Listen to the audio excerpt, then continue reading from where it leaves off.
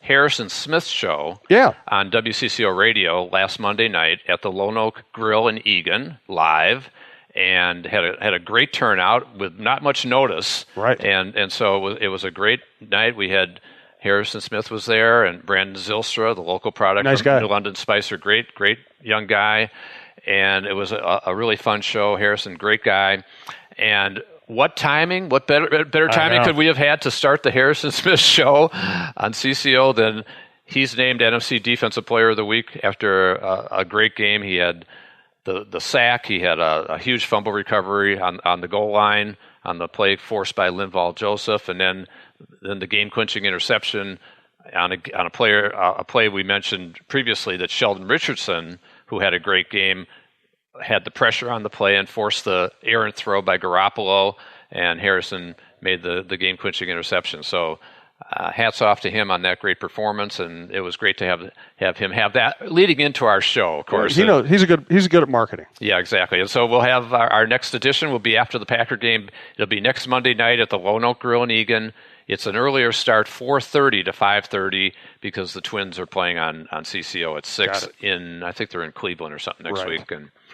And so that's the story on the show, and we're excited about going into Packer week, as you said, and lots of stuff going on around the NFL that we can talk about later too. But how about that Aaron Rodgers performance? I mean, that's why we watch the NFL, isn't it? Games like that. Remarkable. It's remarkable. I was watching the first half, Jim, and I texted my son, and I said, "Yikes, the Bears are really good." Yeah, I know. And then in the second half, I texted him, I said, maybe not. Because Mitch Trubisky came back to earth, and Khalil Mack was probably tired. Was a world beater in the first half, but by the second half, he hadn't been in training camp, and I think week one is like that for a lot of players, even the ones that are in camp that haven't played a full game yet. And you could see guys wear down around the league and games, but that Bears defense obviously was worn down by the end. Yes. And Khalil Mack was invisible, and Aaron Rodgers tore him apart. And the fascinating thing about that, because listen, there are a lot of great aspects to the NFL and to football in general, but the game's at its best when you're watching a great quarterback, and you watch Rodgers, and he comes out and struggles, then he gets hurt. And I would have argued at half, maybe you don't even want to play in the second half. Maybe you want to just be safe here. Yeah, you're down 20 to nothing? Down 20, and you haven't been able to do anything even when Rodgers is in the game. And then they put him out there, and on one leg, altering his throwing motion, and changing the way he plays, staying in the pocket, getting rid of the ball quickly, which is not his MO. He just picks them apart. And I love when you watch a quarterback and you see the genius right in front of you. Yeah, you do. And I think you look at some of the comments from Mike Zimmer this week, and I don't know if he's softening him up or what he's doing, or if he really believes. He probably believes that he said he's one of the best of all time, and which of course he is. So why would you not say that? But he was so impressive in that second half, and I think it's going to be fascinating to see how this game unfolds, because we know the Vikings secondary had some issues, especially when Trey Waynes went out. And Mike Hughes had some really good moments, the rookie first-round pick and the pick six he had, which was kind of an easy play, but he made the play. Yeah, he didn't drop it, which a lot of defensive backs do. Like Kyle Fuller dropped the game, which would have won the game for the Bears, and he dropped it. And so Mike Hughes, he had some great plays and had a nice break up in the end zone, down to punt on the 3-yard line or whatever, but there were some miscues out there, and obviously some blown coverages that it was later pointed out that he was a big part of that. And so he's going to learn, and it's always better to learn after a win than learn after a loss. And that's, I think, what Mike Zimmer was alluding to when he said it was good to win. It was also good to face some adversity. So he's got something to talk about to them and keep their heads down to earth as they head into this Green Bay game. Because if they make those kind of mistakes against Aaron Rodgers, it's going to be bad. It's going to be a blowout for Green Bay, because he'll just take advantage in a heartbeat. And I think Garoppolo, he was 7-0 as a starter coming in, but he doesn't have the veteran savvy that Aaron Rodgers does. He's a good player. He made a lot of good plays in that game, but he made some bad plays. And 3 interceptions in particular, a 45 rating. Probably didn't play as bad as that rating indicated, because he's facing a really good defense. But I think that overall it was not his best performance, but that San Francisco team is not bad.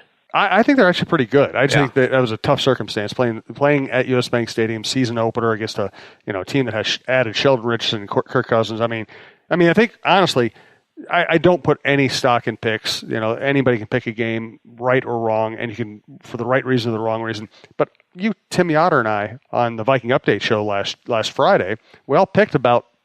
I think I picked 25-16. I think one of you picked right on the nose. I mean, we all kind of knew it was going to be that kind of a game because the Vikings are the better team. Yeah, I think I was 27-17. Yeah, something like that. Yeah, so I think, we all felt that way, and that's the way it kind of unfolded. But there were some dicey moments. When you're up 8 in the fourth quarter and they got the ball and a couple minutes to go, that's a little scary. And we all know how momentum can move in a ball game, and obviously, the Bears and Packers saw that the other night, that it can change in a hurry.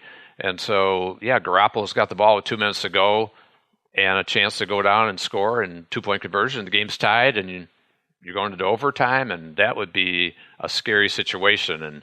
And so I think that the play that Sheldon Richardson made, huge play in that game when he forces the throw that Harrison Smith picks off, I think that was really one of the critical moments in that ball game, obviously. We're talking on a Wednesday afternoon. By the time you hear this, it might be more of a clear situation. At the moment, Aaron Rodgers is saying he wants to play. Mike McCarthy is saying taking it day by day. So we really don't know what's going to happen on Sunday. I tend to be conservative when thinking about player health. And once again, just like I said about the Bears game, I almost wonder if Rodgers really can't move around, if he can't protect himself, do you want to put him at risk in week 2 against not only a very good defense, but a defense that can rush up the middle, like with Sheldon Richardson and Linval Joseph? Now, you've been in the position to make these kind of decisions and to talk about these kind of decisions with the coaches. Which way do you lean? Well, I would lean towards being careful because it's week 2. Yep. And they are 1-0. I think if you're 0-1, you start getting a little more nervous, and that's one of the things we talked about last week. You don't want to be 0-1 going into Lambeau. Well, the Packers didn't want to be 0-1 going into the Viking game in week 2. Now they're 1-0.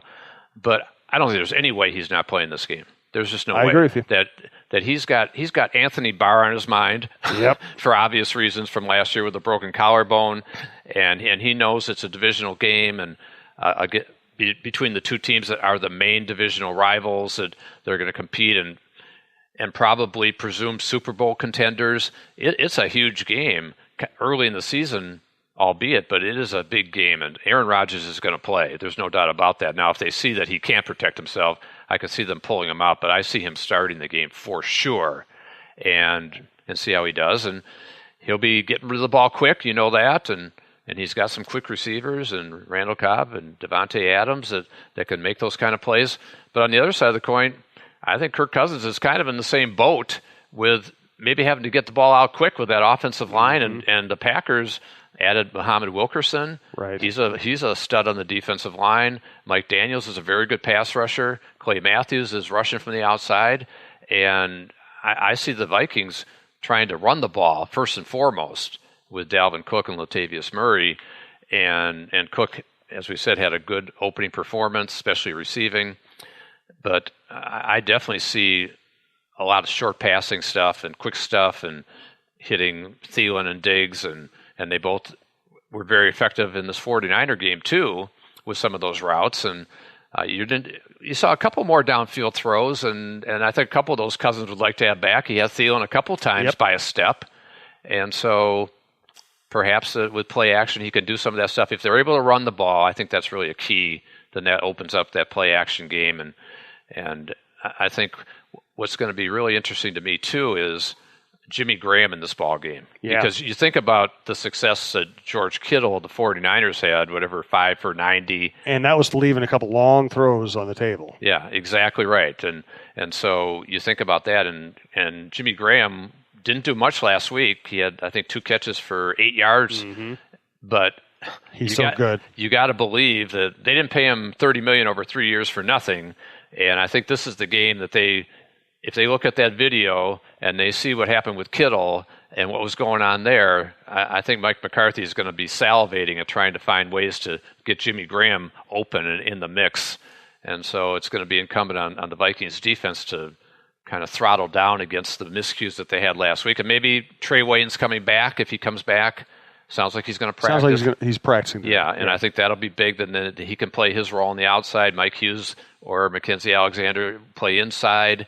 And it's a tough situation for a rookie first-round pick in his first game.